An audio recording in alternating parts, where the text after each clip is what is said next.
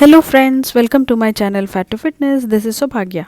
In today's video, we are making a healthy dinner option, which is completely vegetarian.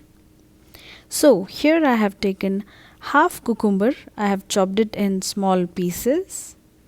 Then 3 to 4 lettuce leaves. I have chopped them in small pieces as well.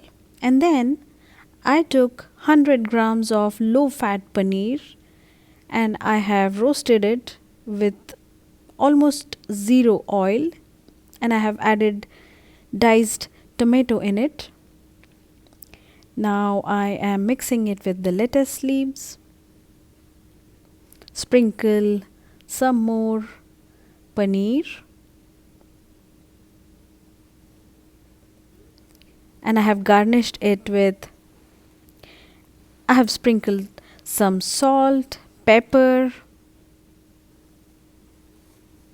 and if you like you can also add lemon juice to it. And that's all. Simple, straightforward, low fat paneer. Now this dinner is full of fiber, protein and low carb. Do give it a try for healthy weight loss and subscribe to my channel.